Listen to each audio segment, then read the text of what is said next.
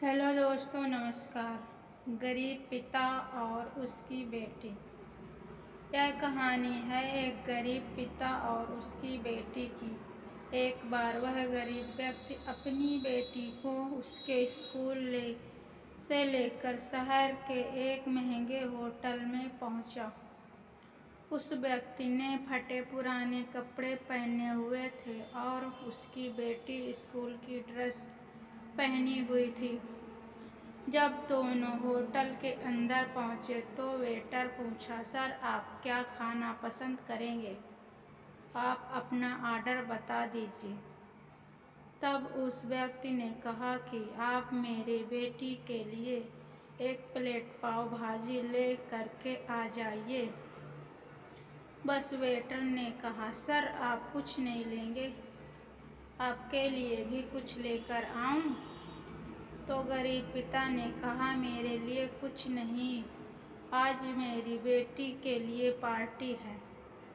मैंने इससे वादा किया था कि अगर तुम इस जिले में 10th क्लास में टॉप करोगी तो तुम्हें मैं सबसे महंगे होटल में पार्टी दूंगा। तो आप सिर्फ बच्चे के लिए पाव भाजी ले आइए।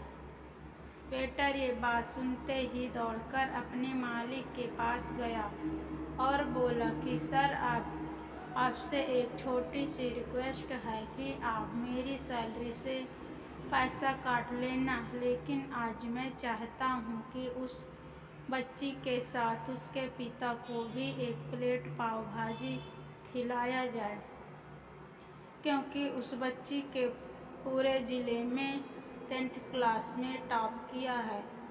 वह गरीब पिता है, ज़्यादा पैसे नहीं होंगे, इसीलिए कह रहा है सिर्फ बच्ची के लिए ले आओ।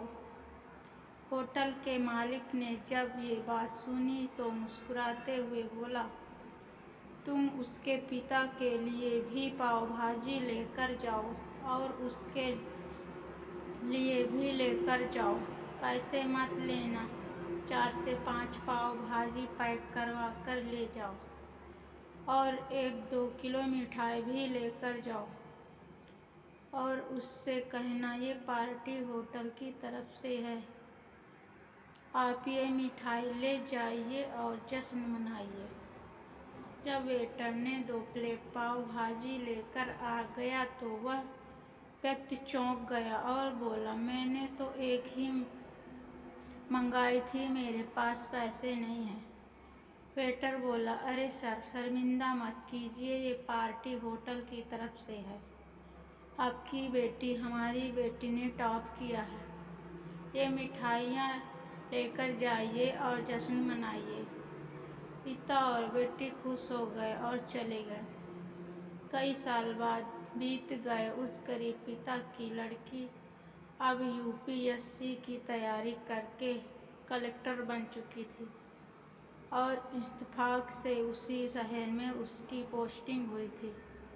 उस लड़की ने उस होटल में सूचना पहुंचा दी कि मैं उस होटल में लंच करने के लिए आ रही हूं।